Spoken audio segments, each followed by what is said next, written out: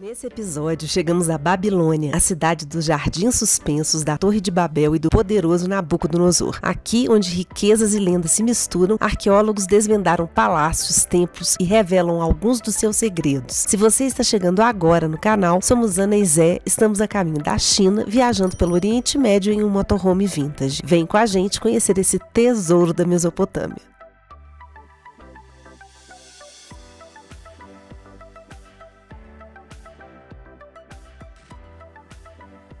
Bom dia para quem está chegando nos Jardins da Babilônia! Olhem isso, galera, como histórico é esse momento. Babilônia fica a 108 quilômetros ao sul de Bagdá e 49 quilômetros de Bárcala, nossa última parada. Logo na chegada está ela, a majestosa Porta de Ishtar, cartão postal da Babilônia. Essa maravilha em tijolos azuis era dedicada à deusa Ishtar, poderosa divindade do amor e da guerra, e decorada com dragões e touros sagrados. Era por aqui que passavam as procissões reais. Curiosidade, a porta original está em Berlim, no Museu do Pérgamo, mas esta réplica no Iraque nos transporta para o esplendor do Império Babilônico. Impressionante, né? Aqui a gente tem a planta da cidade da Babilônia no ano 600 a.C.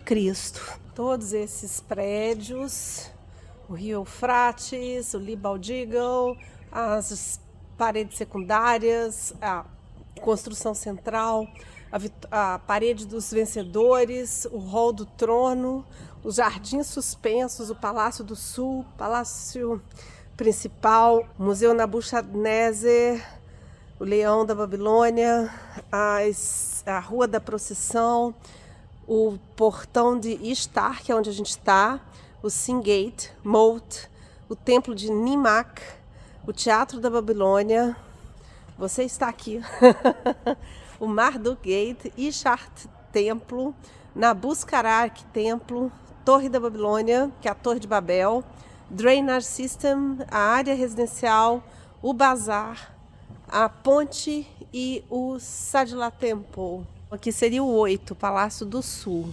Vamos lá, let's go! A cidade foi fundada em 2300 a.C. e expandida por Nabucodonosor no seu império, que começou em 604 a.C. Pessoal, isso aqui foi o mapa que a Babilônia fez do mundo em 605 a.C. Então o mundo, ele tinha essas 27 assignações, né? O mar, as regiões, as seis ligações entre eles, as 3 ligações entre o lugar em que o sol não é visto, a grande parede, as 8 ligações entre elas, Susa, o canal, Bitiakin, a cidade, Raban, a montanha, outra cidade, Urartu, a Síria, Der, Swamp, Eufrates, Babilônia. Isso era um mapa. Era um mapa, mano. É o mapa do mundo naquela época, gente. Olha que interessante, né? Olha que interessante. É o que você conhece até onde você consegue chegar. Que, se a gente pensar assim, né? Vamos fazer uma filosofia aqui agora. Se a gente pensar, esse mapa reflete um pouco o nosso mundo mental, nosso mapa mental, ou a construção do nosso mapa mental, né? Porque num primeiro momento, tudo que a gente tem é o nosso universo familiar, nossa casa, família, e etc. Depois a gente começa a ir para a escola e esse mapa se expande um pouquinho, e depois a gente começa a ter mais uma noção dos lugares que a gente frequenta, e o nosso mapa mental vai se tornando os lugares que a gente está acostumado a ir. A casa da avó, a casa da tia, a casa do avô, os parques, os clubes, e depois a gente vai expandindo isso de uma outra forma. E aí o que a gente não conhece não entra nesse mapa, ou entra pelas informações que a gente tem, que muitas vezes podem ser distorcidas, porque vai depender da perspectiva que o mapa mental de alguém teve para te contar a história. Tem uma frase muito boa que fala que a gente ignora tudo aquilo que a gente desconhece. Então aquilo que a gente não conhece, a gente nem sabe que existe. E nesse sentido, gente, essa viagem está sendo muito legal. porque todas as informações que a gente tem, né, sobre o Iraque, o que chega pra gente, as informações de mídia e tal, em geral são relacionadas aos conflitos. E aí a gente chega aqui, a gente vai conhecer um país extremamente rico em cultura, em arqueologia, que é uma coisa que se fala muito pouco sobre isso, né? Tudo bem, a gente estudou lá na 5ª série, história, Mesopotâmia e tal, mas a gente estuda isso e é colocado pra gente de uma forma tão distante que o Iraque atual fica anos-luz, né, da vida da gente, da perspectiva da gente e até dos planos da gente de turismo. E aqui é um lugar muito interessante de conhecer, a gente está surpreendido em vários aspectos, né, tanto no cultural, arqueológico, na gastronomia e principalmente na amabilidade das pessoas.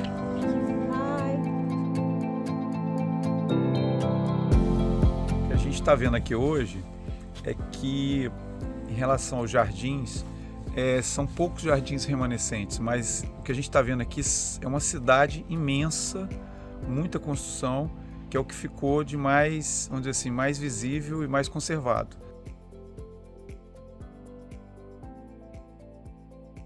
Pessoal, vamos entrar aqui no Palácio do Sul, Southern Palace.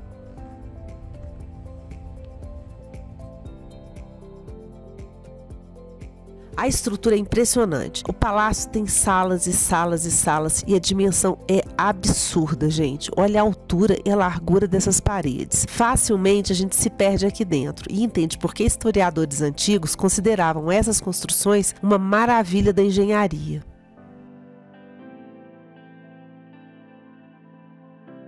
Essa aqui é a Via da Procissão, uma rua que tem quase 1 quilômetro de extensão. Ela ligava o portão de Ishtar ao templo principal da cidade. Os ícones vistos no portão estão também em paredes do local e esses são originais, gente. Olha a delicadeza desse alto relevo. A gente fecha os olhos e com as referências que a gente tem, fica imaginando a beleza desse lugar. Quer um pouco mais de história? Alexandre o Grande morreu aqui em 323 a.C. e isso marcou a decadência da cidade e seu esquecimento até o século XIX, nos anos 1800, quando arqueólogos começaram a redescobrir o local. Parte da estrutura não é mais original, foi reconstruída por Saddam Hussein na década de 80 e é uma obra bem controversa, criticada por arqueólogos, pois foi feita sem perspectiva histórica da restauração. Essa aqui é a reconstrução da sala do trono do Nabucodonosor e é uma ideia de como ela pode ter sido. Como Nabucodonosor, o Saddam colocou sua assinatura em vários tijolos e queria de alguma forma se igualar ao imperador ou até mostrar sua superioridade. Segundo estudiosos, o palácio que ele construiu aqui no local fica simbolicamente acima da Babilônia exatamente por isso. Ele foi construído em cima de ruínas existentes, um apagamento da história para os arqueólogos. O palácio estava fechado para visitação e a gente não conseguiu entrar para visitar.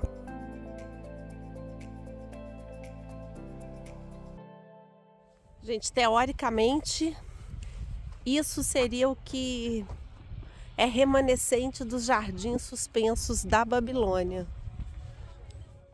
Uma coisa que chama a nossa atenção aqui é que, apesar de ser uma das 7 maravilhas da antiguidade e patrimônio cultural da Unesco, quase não tem turistas por aqui.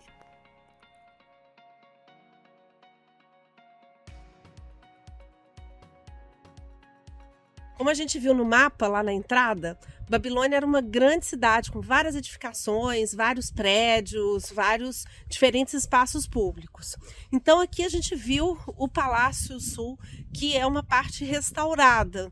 E a gente observa isso porque as pedras de baixo têm uma formatação, as de cima outra e muito bem alinhados. E aqui, olha, nessa lateral, a gente tem parte do que não foi restaurado e do que seria também outras edificações da cidade e aqui na sua forma original. Então a gente vê o tipo de, para os arqueólogos, né, os arquitetos, a gente vê o tipo de material, né, como que eles organizavam essa argila, porque isso aqui para mim parece argila. Não sou especialista, não tem nenhuma plaquinha indicativa aqui, então tô falando assim da minha percepção de olhar. Aquela coisa assim que lembra quase um adobe, né, Paixão? Mas ali, olha só, tá vendo? Você tem esse revestimento de argila, mas você tem algumas coisas também que parecem uns blocos ali, olha. Quando a gente aproxima, que já podia ser um ensaio de tijolo.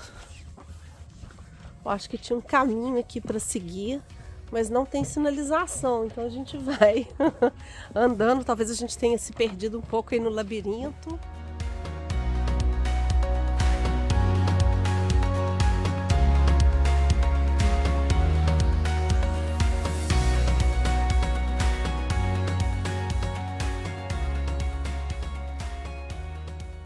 Eu acho que aqui mostra direitinho a evolução de como que foi chegar naquele alinhamento ali.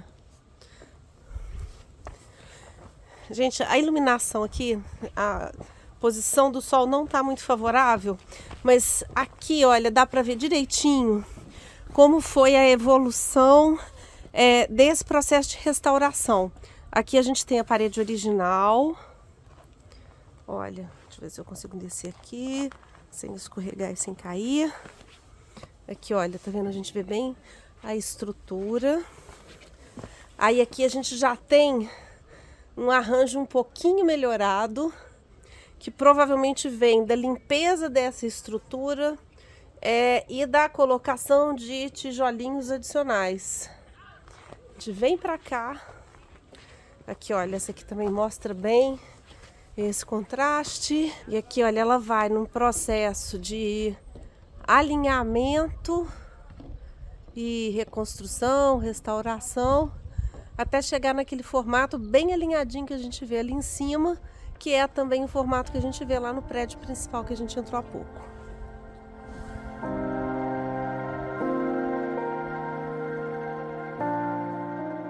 Chegamos aqui no Leão da Babilônia. Essa escultura tem mais de 1000 anos e retrata um leão dominando um homem, o que é um símbolo de poder. As histórias locais dizem que ele foi danificado pelos otomanos, que tentaram levar o leão para museus europeus, mas não conseguiram por causa do peso. O local é imenso e ainda tem muita coisa para escavar. Por falta de recursos e investimento, os trabalhos estão parados ou andam muito lentamente. Essa pedra é um basalto negro. Ela mede aproximadamente 2,5 metros de comprimento e 1,80 m de altura. E tem alguns estudiosos que também sugerem que esse leão pode estar associado à deusa Ishtar, que é uma divindade do amor, da guerra e da fertilidade, e ela era frequentemente representada com leões na época. E uma curiosidade sobre esse leão é que ele é uma das poucas esculturas monumentais que sobrevivem da antiga Babilônia.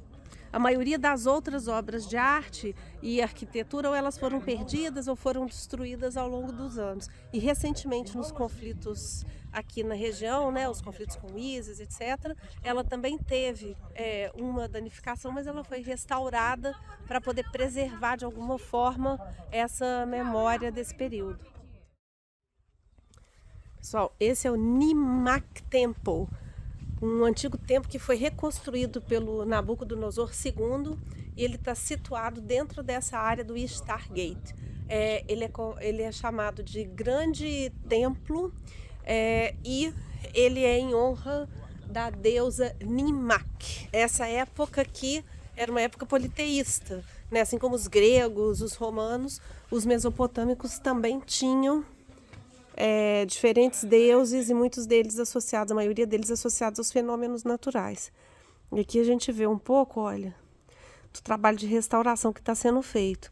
As paredes originais ali e como que o trabalho está avançando ali no final, olha.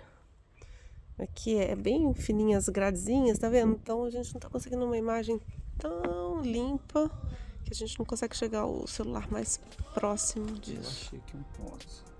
O Asa Jaquim aqui achou um ponto. Então aqui fora a gente pode ver um pouco como está sendo feito o trabalho de restauração. Então a gente tem aquela parte ali, né, que parece que já foi feita há um pouco mais de tempo, porque o material já está seco. Aqui a gente vê ainda um pouco de umidade, ou pode até ser um material diferente também, não sei. E ali, aparentemente, eles estão deixando a forma original, como o prédio foi encontrado, à vista, para a gente ter uma noção de como estava antes de começar a restauração. E aí a gente vai vendo todo o processo. É um templo que com certeza vai ficar muito bonito. Então, gente, essa aqui é a parte de trás desse templo que a gente acabou de ver aqui da Nanimá. E a gente vê pela forma como ele está sendo restaurado, que tem um cuidado em manter mais próximo do que era originalmente. Isso diferencia um pouco esse prédio, por exemplo, daquele palácio que a gente visitou, no qual aparentemente a reconstrução foi feita tendo em vista também já a arquitetura atual. Então está muito bem alinhado, os tijolinhos estão muito bem alinhados, é um pouquinho diferente do que a gente usualmente vê como característica de construção daquela época. Mas está muito bonito aqui, vai ficar muito legal. Vejam essa outra surpresa, gente. Parque dos Jardins da Babilônia. Ele foi criado nos anos 80 por Saddam Hussein e fica atrás do sítio arqueológico. Ele é parte do complexo onde fica o palácio que Saddam construiu aqui. O parque tem um projeto paisagístico bem bacana. É um mix de gramados, jardins, palmeiras, lagos e guirlandas. É um espaço importante de convivência da população local. Além de piqueniques, alguns eventos também acontecem aqui. E no dia da nossa visita vimos várias turmas de estudantes comemorando e registrando a graduação. Não é antigo, mas vale pelo clima instagramável e o passeio pelo local. Mais uma surpresa, aqui está o terreno que abrigou um dos maiores mistérios da humanidade, a lendária Torre de Babel. Segundo a Bíblia, foi aqui que os homens desafiaram os céus e terminaram falando 7.000 línguas diferentes. Oi, tudo bem? Como vai você? Moi? Oh, pas du tout. Pas du tout. Non, non, non, non. Qu'est-ce que tu veux? Qu'est-ce que tu dis? Hello, darling. How are you? Where are you from? Cosa volete? Dove sei? Come sei arrivata qui? Contami, fammi sapere questo. Cosa volete? Dove sei? Come sei arrivata qui? Where are you from? Onde será que termina a história e começa a lenda? O que você acha que realmente aconteceu aqui na Torre de Babel? Coloca aí nos comentários, gente. Esse monumento aqui chamou a nossa atenção porque a gente está numa região xiita, no qual o uso da baia, do agibe e até do chador, às vezes simultaneamente, é obrigatório, né? Ou é esperado da maioria das mulheres. Então a gente tem uma escultura como essa, de uma mulher sem nenhum desses trajes, né? Um traje que, não sei, me lembraria um pouco as vestimentas gregas ou alguma coisa assim da antiguidade, mas com mais exposição do corpo, né? Digamos assim. Isso chamou nossa atenção. E esse monumento aqui a gente está traduzindo. Ali a gente teve duas traduções. A do Zé fala que é um movimento à mulher e a gravidez, é um monumento para a mulher e para a gravidez, o que a gente pode pensar na questão da fertilidade, uma vez que um dos templos ali na Babilônia é uma deusa da fertilidade. Okay. Depois, aqui na minha tradução, já falou de mulheres, paz e como eram as mulheres antes dos chapéus pretos. Então ficou uma tradução um pouco confusa para a gente, mas se a gente pegar esse mix, né, a gente está falando um pouco do questionamento de como era antes a presença, né, estética da mulher na sociedade. E é muito bonita a escultura.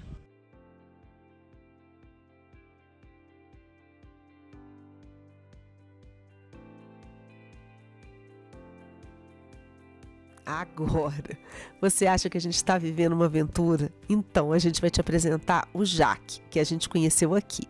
Ele é francês, viaja pelo mundo de bicicleta e em 30 anos já pedalou mais de 500 mil quilômetros.